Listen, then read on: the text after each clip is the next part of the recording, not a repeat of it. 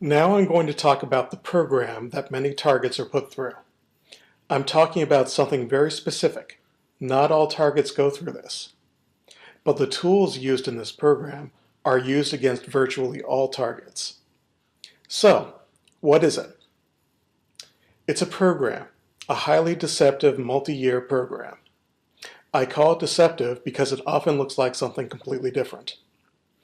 It might look like you've deeply offended someone who sent his entire social network after you, but that's not why it is. It might look like you're a victim of an extremely vicious and secret smear campaign, but that's not it either. Maybe you think the police are sending people after you, or maybe you think criminal gangs are harassing you, or maybe you think it's Stasi-like secret police messing with your life. Maybe you've read about COINTELPRO, and that seems kind of like what it is. What I'm talking about looks like these things, it might incorporate elements of some of these things, but it isn't any of these things. It's something that can be disguised as any of these things, but something different, something pretty new. Now, I don't want to downplay the claims of stalking at the hands of several people. Stalking by groups of people is something that happens. You'll hear about this sometimes. A man might take turns with his buddies harassing an ex-girlfriend. That's a thing. It happens. But what I'm talking about is something qualitatively different. It's not stalking. It's something else. What this is, in essence, is a virtually untraceable takedown program. It's very hard to fight, partly because the program looks a lot like mental illness, and partly because you're being harassed in ways that you don't want to disclose to other people. It's made very embarrassing on purpose. There are several possible entry points and several possible outcomes. Since it's highly psychological, how things turn out depend at least partly on the inclinations of the subject. Also, what I'm about to describe doesn't explain everything. There are other secret programs, which people on the receiving end of this program are very likely to be caught up in. And to make things more complicated, once someone gets taken down with this program, he might get enrolled in those other programs, things like weapons testing or medical experiments. If a target has been painted as crazy, the authorities can get away with a lot. And sometimes the program drives people to try to kill the people they perceive to be attacking them. I don't condone this, but I understand what's going through a subject's mind when he acts out this way. The whole process is threatening, it's infuriating, or humiliating, or a combination of the three. So here's the broad outline of the whole program. At some point, you're put under surveillance. You're not told about this part. It could be years before the whole thing becomes obvious. A pretty common entry point is at step 1. In this step, which is optional, you're presented with a credible threat. Someone or some group of people who has a reason to be after you. It has to be credible. This is your own personal false flag operation, which is going to send you on a wild goose chase for years, so you have to believe the threat. The most believable kind of threat is going to involve money or property. That's an obvious motivation, especially if the amount at stake is large. Certain kinds of conflicts, usually involving money or property, can be seen coming years in advance. But it doesn't have to start like that. It could be you get into an online argument. Somehow they find out who you are in real life, or so it seems. Or maybe you snub a person in public, and so on. Your imagination at this stage is your worst enemy. You're inventing explanations in your mind to explain how it all started. Just remember, things aren't what they seem. Another entry point, things can start here, is step 2. It's very disturbing even without an obvious threat. What I'm talking about are a series of psychological operations in which you're made aware that things are going on behind your back which are unfavorable to you. It could be minor stuff, like evidence someone's coming by your place when you're not around. Again, your imagination runs wild. If you entered the program at the previous phase, you're obviously going to connect those happenings to the patsy you were provided with in the first phase. Around this time, you're also going to be made aware you're under surveillance. Someone might casually mention very personal details taken from your private activities just a few hours beforehand. Again, your mind makes the connection. Here's a great example of what I'm talking about. Let's say you go out to the porch one morning when you wake up and see an empty styrofoam coffee cup on the top step. This happens several mornings in a row. Obviously, someone is coming to your house every morning and leaving a cup there. One morning you decide to get up really early and see if you can catch them. You check the porch and there's nothing there. Oh well, so you do some chores, then you head out for the day and your heart stops. There's a styrofoam coffee cup on the roof of your car. That's an example of sensitization. You've been made aware that the coffee cup in this example is significant. Sensitization of some sort is going to happen during this phase, so you're made aware that messages can be sent to you non-verbally with subtle cues in your environment. At this point, you've been made aware of the fact that you're being watched, and someone or some group of people is messing with you. Stuff is happening behind your back. Another thing that can happen behind your back, gaslighting. Objects aren't in their expected places when you look for them. And finally, you're made aware that large numbers of people are interested in keeping tabs on you. Quite a few people. You're getting vehicles that show up wherever you go, or people who show up on foot wherever you go. Step 3. Now a new, very threatening message is sent. Large numbers of people. This is a message that's being conveyed to you. It's only a message, but it's very convincing. Are not only keeping tabs on you, but they're watching you and don't like what they see. This is going to be hammered home with a handful of exceptional episodes, demonstrations of hostility which seem very sincere. Those demonstrations are very manipulative. You're supposed to remember them and file everything you see in the hostility box. So you're going to get commentary on your private actions at this point from lots of people, sometimes in real time. Not necessarily to your face. There might be well-timed car alarms or explosions in the distance, and so on. Step 4. An extreme harassment episode. Okay, this builds on all the previous phases. You've been made aware that lots of people are watching you, they're hostile to you, and they're speaking to you through this secret language. Now things take a terrifying turn. You get an extreme harassment episode involving hundreds of people, sometimes in a single day, in a highly coordinated way. But because you've been prepared to recognize what I would call covert signs of aggression, objects and events you've been sensitized to, unusual amounts of attention from people around you, street theater, nobody else is going to notice it. So this is all very disturbing, but it's invisible to everyone else, maybe even the people participating in it. A key characteristic of an extreme harassment episode is that there's no escape, no matter what you do. You might panic and flee. People will follow you everywhere. They'll be in your face no matter where you go. You might check into a hotel to get away from it all. People will check in next door almost immediately, and your neighbors will harass you all night. Another key characteristic is betrayal. People you trusted, who didn't previously participate, will join in. This is all very memorable. No escape. Everyone's betraying you. You're supposed to internalize that. Step 5. Okay, you've been broken in. You're now your own worst enemy. This might be about a year in. You're jumping at your own shadow.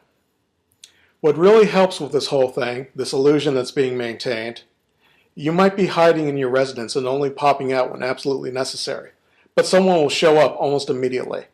Someone will leave subtle signs of intrusion even if you dash out just for a few minutes. This is the space invasion phase. Your personal space is being invaded. It directly follows from extreme harassment. You've made changes to your life that should make it much harder for them to get in, but somehow they get in. Depending on your situation, you might get break-ins even when you're asleep. Friends, neighbors, even family members give subtle signs that they're in on it. Maybe a group of men moves in next door or down the street. Space invasion. They're going to extraordinary lengths to get into your face. And much more disturbing stuff, other kinds of space invasions start happening.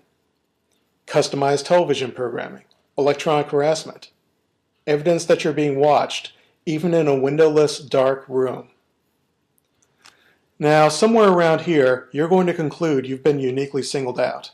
Nobody in the world is getting this kind of attention. It's totally ridiculous.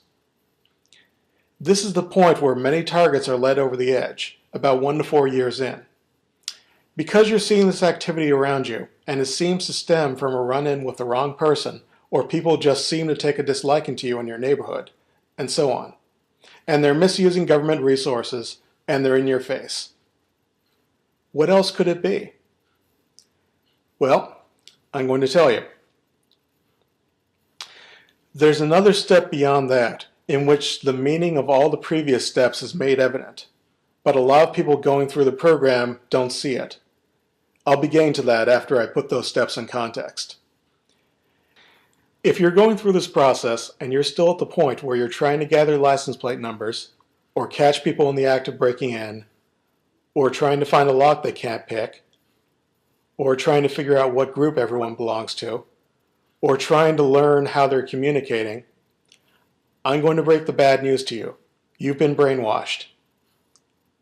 Brainwashed people don't know they've been brainwashed. There's no explanation I can give you that's going to snap you out of it. It's so real. In fact, explaining things in terms of the familiar might actually help cement your brainwashing. The only way I know of to break brainwashed people out of their brainwashing is to confront them with propositions that can't be considered without questioning perceived reality. When you start questioning the world around you, you're on the road to recovery. The first thing I want to do is point out that this whole thing, what I've described so far, is a lot like a magic trick. There's a couple of ways, actually, in which it resembles a magic trick. First, appearances can be deceiving. An analogy I like to use is the stage trick where a magician saws his assistant in half, or rather, that's how it appears. You've seen this, right? Well, when you see that kind of magic trick, you don't go running to the authorities to report an attempted murder, do you? Because if you did, you'd be laughed out of the police station. No, you think, oh my, that's so very clever, how did they do that? Maybe when you see a really good magic trick, you'll go running to a friend, someone whose opinion you respect, and ask, how did he do that? Chances are he won't be able to tell you because he's only going off what you're telling him and your senses were deceived. Plus, he's not a professional magician. Now, because you've been exposed to highly deceptive behavior in the context of hostility, you don't see this as entertainment. You're not looking at it as a kind of magic trick. You're assuming that everything is exactly as you perceive it to be, and you're acting on that assumption, which will turn out to be ruinous. Maybe you're running to the authorities to report what you perceive as a fact. I've gotten better at deciphering the magic tricks that are used by our adversaries, but I don't know them all. You might come on to conference calls and ask, how did they do that? Or why are they doing that? There's a chance everyone will say they don't know. They're going off what you're describing to them, and what you're describing is what you've seen with your own eyes, and your eyes have been deceived. To see through a magician's tricks, you have to adopt a particular kind of mindset. That brings me to the second way in which the whole process resembles a magic act. In the steps of the program I've gone through so far, if you've been through those steps, you're probably nodding your head. Oh yes, that's what they did to me too. And that's the trick. In describing those stages, I was focusing on what you were focusing on. This idea that there's an objective reality, which you're watching and reporting on, in which all these things are happening which pertain to you. Your attention has been drawn to these things. I'm encouraging you to look at magic tricks, sleights of hand, with a new eye. When a magician is doing something tricky right in front of your face, there's going to be a distraction. One of his hands will be going through complicated motions, for instance. All that showmanship, all the patter, it's intended to keep you focused on a distraction while the real trick happens elsewhere. You want to look for the real trick and ignore the distraction. Instead of focusing on all the details of your environment, maybe you should pay attention to yourself. How much of this are you doing to yourself? Think about all the stress you've been through. Is the stress causing you to see things around you in a different way? Review the entire program. Instead of focusing on what they've been telling you, that you're guilty of something, or that your actions are hateful or ridiculous, or that lots of people are watching, or that you're in great danger, focus on how you're being manipulated. Look at the messages you're being sent, not individual episodes, but the big picture. Like, let's say you frequently overhear neighbors saying nasty things about you. Rather than focusing on those things, focus on the message. You're being told your neighbor has it in for you. Someone else, the person or organization that's running the whole thing, is sending you that message and messages like it.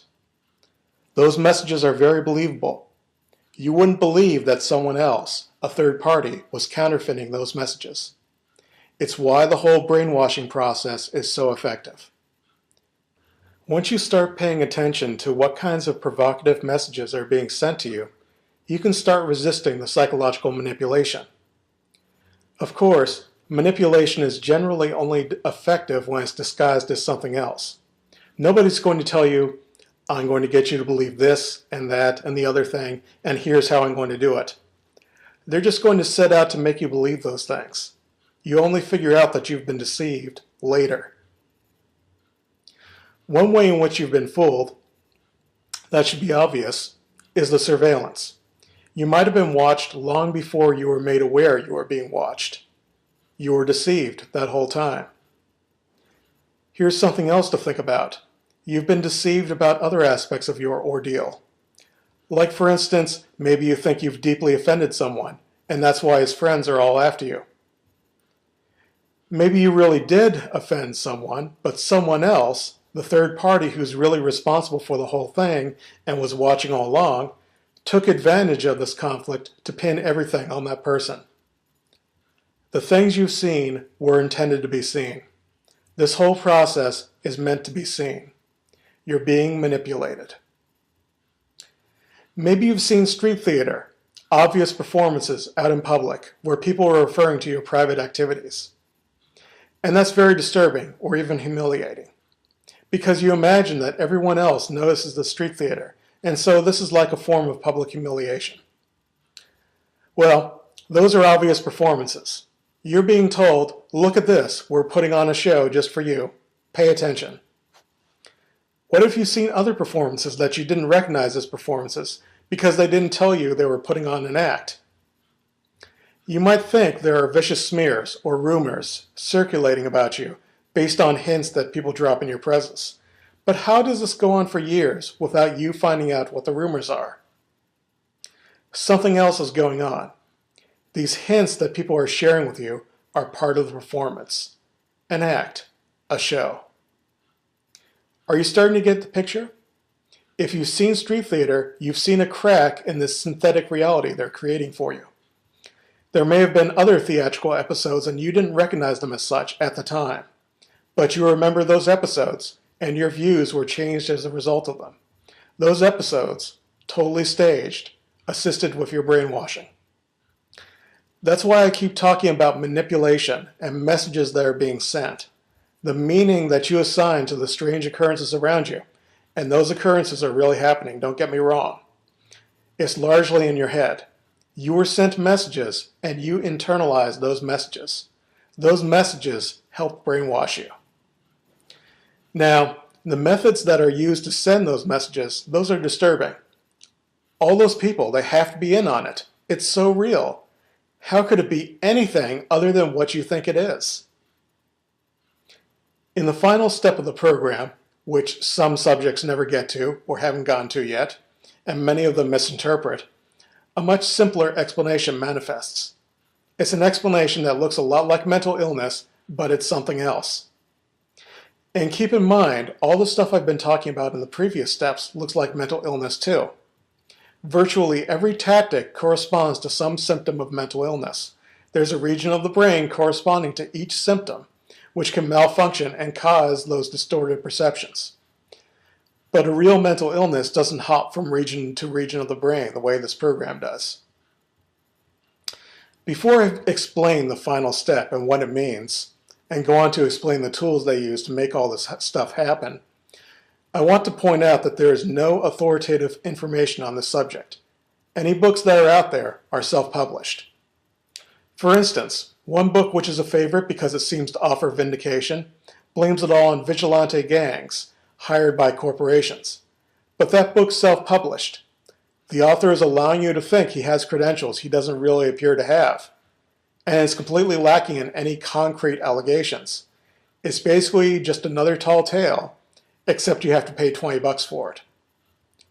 All the books out there on the subject and related matters are based on hearsay and speculation, or even flat-out lies. People believe the lies because they desperately want any kind of vindication. As long as the author seems to have credentials, they'll swallow any story that seems to match what they're going through. Those books are the author's interpretations of this program. Their interpretations. This is my interpretation, which is no less authoritative than theirs. Okay, in the final step, you get obvious electronic harassment. This is something that's labeled as electronic harassment because it's something that could only be coming from electromagnetic sources at the speed of light. The feedback is instantaneous, or nearly so. Now, there might have been electronic harassment in earlier stages, and there probably was, but it wasn't made obvious. Or maybe it was obvious, but it seemed like something the people after you, or rather, the people you thought were after you, could get their hands on. And again, there is deception here. Just as in the previous phases, where you got obvious, overt, in-your-face hostility with covert aggression later linked to it, you might get real bombardment with energy weapons. Later you'll be getting something else, but you'll think it's the energy weapons that were used earlier. At this point, all the pieces are in front of you. You just don't recognize it yet, but it's going to get increasingly obvious. You're going to be made aware that your mind is being read. This is quite shocking when you learn about it. Unfortunately, it seems, you're not allowed to know what's really happening until you're completely broke. There's a reason why everyone complaining about these things is destitute, or nearly so. That's something I'm going to get into a little bit later when I talk about the purpose of these activities. You're also going to learn about mind-invasive technology. And again, this is something you only learn about on their schedule. You learn it because they're allowing you to know. Now, the tools of electronic harassment you've heard about on the news in the past few years, the non-lethal weapons, those are actually more advanced than mind-invasive technology based on implants, for instance. Experimentation with electronic mind control goes back to the 1950s with civilian researchers. They were doing amazing stuff more than half a century ago. The non-lethal weapons are relatively new. You could say, oh, but there's all kinds of secret stuff the military planners and intelligence agencies don't let us know about. There could be even more advanced stuff out there. Or the non-lethal weapons might have been around for a much longer time. I'm not going to disagree that the official timelines for the deployment of non-lethal weapon technology are questionable. But then, so are the official timelines for the deployment of electronic mind control technology. Someone with the ability to send electrical signals to your brain can pull off a pretty convincing imitation of God. This is an age-old game. People in authority pretending to be much more powerful than they really are, while at the same time holding back their secret edge. What you've discovered, thanks to this program, is their secret edge, the electronic mind control technology that's usable on you and on the people around you.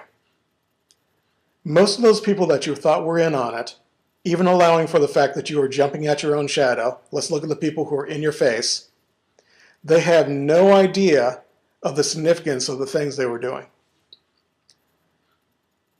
It was discovered decades ago that electronic mind control test subjects rationalize away evoked actions. The conscious mind invents an explanation for why you did what you just did.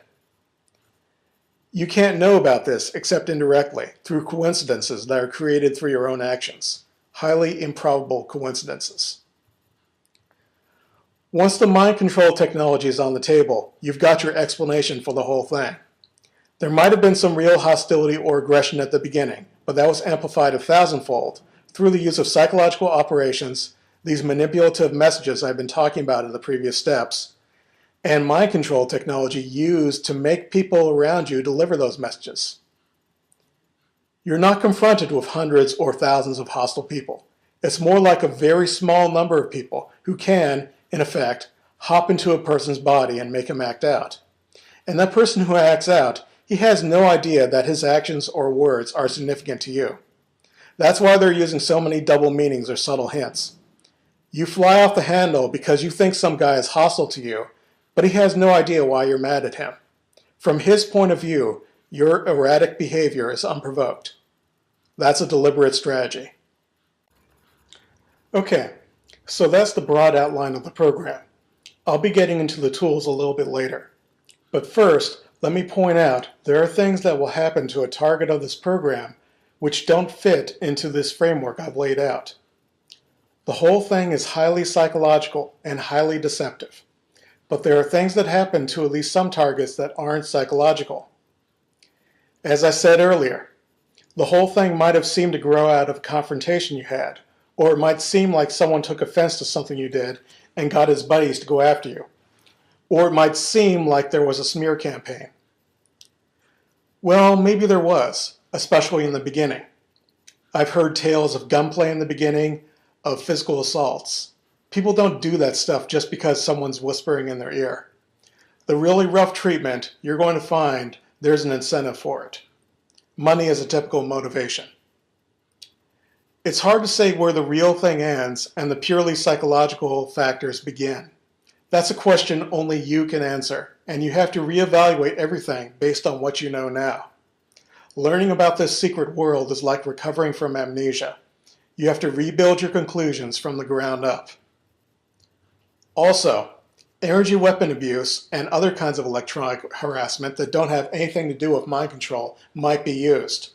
That's going to depend on the resources available. For instance, I've heard reports from a handful of targets living with military bases close by that suggest infrared spotlights are being shined into their homes, heating everything up. I've heard from a rubber Tanzay in Texas who had a neighbor set up a microwave emitter in a nearby shed. He knows it was microwaves because he measured them, and there were lots of shorts and electrical fires near his residence attributed to that emitter. But energy weapon abuse doesn't seem to be specifically part of this program. That's just something that can be used, depending on the resources available. If you're experiencing what you think is directed energy weapon torture, and it doesn't seem to be leaving any traces behind, you should be questioning whether things are happening as you think they are. And sometimes, even if it does leave traces behind. The laws of physics put some pretty strict boundaries on what can be done with energy weapons. If you've heard of the 95 gigahertz active denial system, look up the CBS video on the subject sometime. You'll see a man blocking this high-tech weapon system with a board of plywood. High-frequency radiation, up to X-rays, is easily blocked. Microwave radiation, at intensities powerful enough to cause pain, you should be able to deflect it with plain old aluminum foil. And here's a fun experiment. Put a crumpled piece of aluminum foil in your microwave oven and it's set on high. Notice the sparks and the arcing? You should see those kinds of sparks or arcing if you're holding up a piece of aluminum foil in the path of an alleged microwave energy weapon. Aluminum foil can theoretically block radio wave frequencies down to 1 megahertz. Even stainless steel window screens can block radio wave frequencies as low as a few megahertz and into the tens of gigahertz on the high end. I don't consider low-frequency radio signals to be a credible explanation for what targets are complaining about. Okay, now for the tools. There are 4 basic kinds of tools used to further the goals of this program. There's a mind control, mind-reading infrastructure, a reasonably small number of operatives, a collection of standardized tricks, and a disinformation ecosystem, which is there to mislead you as well as discredit you. First, this infrastructure. There's no reliable or authoritative information about how it works. There's just layers upon layers of disinformation, speculation, and wishful thinking. Without saying how it works, I'm just going to point out that it seems to be usable on many people, not just the targets complaining about it. but it's a big stretch to say that it's usable on everyone. You might be in a heavily controlled area.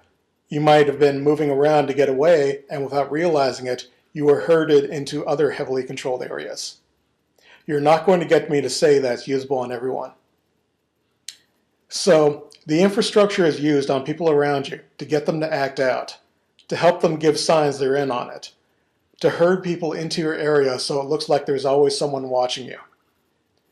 Keep in mind, this isn't the only thing the mind control infrastructure is used for. Just the fact that it exists should be creepy enough without the rumored applications. In case you haven't figured this out yet, you've stumbled across something much bigger than just a few losers harassing you. Okay, there's also going to be stuff that happens which can't be pinned on mind control. Break-ins that happen when you're not around, for example. This can be pulled off with a small number of operatives. They've got other things to do. You're probably just one of the many jobs in the area. And those operatives probably aren't around for long. Just long enough to introduce you to the notion that people are actively messing with your property when you're not looking. That really helps out with some of the tricks that are pulled on you later. Next, there's a collection of standardized tricks. I can go over them. I could spend a couple of hours listing tricks, but as I was saying earlier, you have to adopt a mindset. Good tricks will often involve a distraction. You have to look beyond the distraction. This is hard, but it gets easier when you're aware you're being tricked. But you also have to be aware that mind control technology adds a new dimension to the tricks used. I've gone over many tricks of this nature on a previous podcast, the Sleight of Mind podcast. Let me rehash a couple of them now. Going back to this concept of operatives moving in nearby, remember, I said one purpose of the operatives is to teach you that people are breaking into your place. So when you wake up one morning and you find evidence someone's gotten in during the night, let's say a couple of objects have been moved around, you're going to attribute that to break-in artists. There are other possibilities, such as the objects had already been moved before you went to sleep for the night, and you didn't notice because it was dark. But let's say you've ruled that out. Maybe you were mind controlled to move the objects yourself in your sleep. But you attribute it to break-in artists who are somehow able to climb into top-story windows in the middle of the night in a residential neighborhood without anyone noticing. It's baffling to you and it sounds crazy to others. Another one, a big category of tricks, is one that I call causality inversion. You do something and there seems to be a major reaction to it, on television for example. And you're thinking, my God, the amount of manpower devoted to this must be huge. They have connections everywhere. But no, your handler had advanced knowledge of this major event and made you act it out in advance using mind control technology. Another one that I just dissected recently, this idea of energy weapons that seem to act like lasers, burning the surface of the skin with precise placement, but can somehow penetrate through walls in a windowless room and can track you even if you try to escape. Now, this shouldn't be possible, but there's a couple of explanations. The first is that you were actually burned some time ago, painlessly, and then mind control technology was used to give you pain in that area of the body. The second possibility, do you know how secure your living quarters are? Are you sure nobody's getting to you at night? Because what could be happening is, maybe there's some metal granules or particles that have been injected under your skin where the burns are going to appear. Then they just send a relatively low-power microwave beam into your residence, which the rest of your body doesn't really feel. But it superheats the surface of those metal particles. Read up on the skin effect. So, the microwave beam goes through the wall and hits a wide swath of your body, only superheating the portion of your body where those metal particles are, burning your skin in a precise pattern. Okay, so those are some tricks. There are many more, far too many to cover on this call. The fourth tool used in this program is a disinformation ecosystem. It's there to mislead you and to mislead the public about you. It's enormous. I can't debunk all the disinformation you're going to confront on this call or even in my lifetime. That's because one of the biggest sources of disinformation is you. Disinformation spreads because it gives people something they want. What targets want is official acknowledgement of their problems, vindication. So they're going to spread anything that looks like an official source, anything written by someone who looks like an authority, anything that looks like it's talking about their problems in a credible way. There is no reliable, authoritative information about these matters. You might think there is, but no. All that's out there is speculation, flat-out fabrication, and the testimony of targets like you who have gotten their information from the least trustworthy people in the world, their handlers. You're going to see targets used to scapegoat other groups, to pin the blame for these operations on other groups. You're going to run into targets who are convinced of supernatural forces, or ETs, that are responsible. It's all based on what they've been allowed to see, with confirmation provided by other people who have been hoodwinked. Now, the public in the past was occasionally allowed a glimpse into the ecosystem. These days, it's more than occasionally. It's being put in their faces. It's been turned into a form of entertainment, profitable entertainment.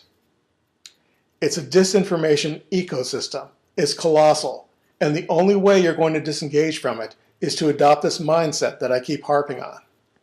Understand that deception is the name of the game. Look beyond the distractions. Don't let yourself be put to work on their edifice of disinformation. If they can't profit from using you this way, they're going to let you go.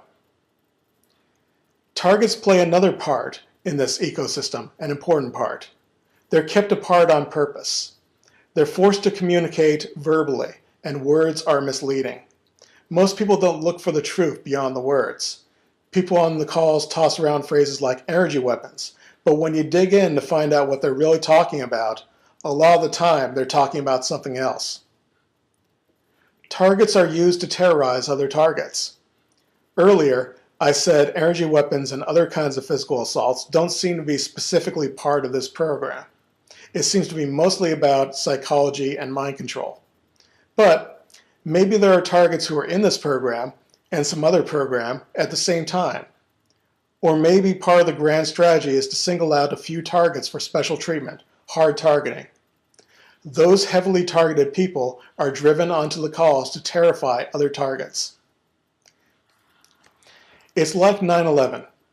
3,000 people were killed in a very visible way to terrorize and control 300 million people. Terrorism is a strategy that happens to work. All right, coming into the final stretch here. What is the purpose of this program? I've already said that it's a takedown program, but why are they taking you down? Well, if you've already been through a couple of years of this, maybe it started with an argument at a bar. But you've probably figured out by now that the hundreds of people following you, the electronic harassment happening for years and in several states, that doesn't have anything to do with a bar argument. Maybe you were led to believe it was about money. That's pretty credible at first, especially if it's a large sum of money. But at some point you have to realize, okay, there's no possible payoff that would get all those people watching you and following you for years on end. Something else is going on.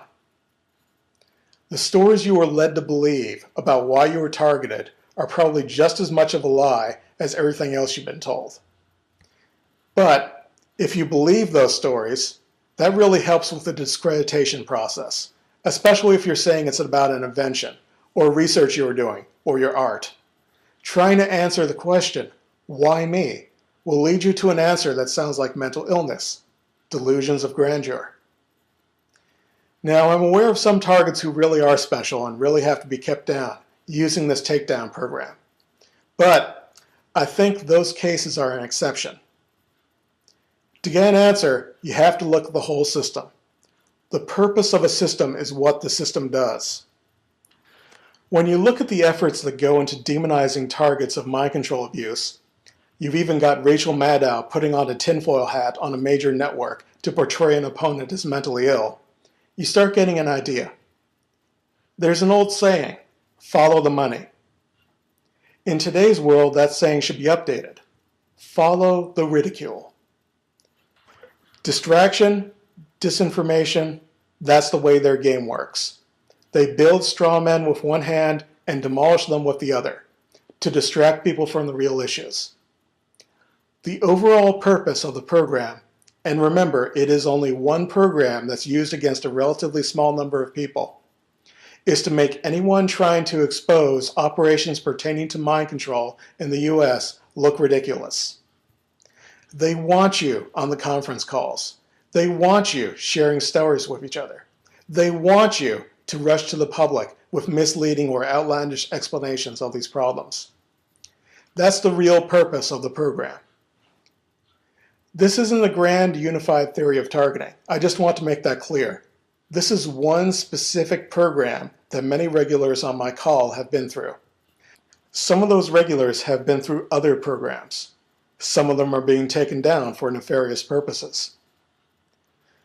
If you've been through the program, the entire thing or nearly the entire thing, now you know the truth about what can be done with electronic mind control.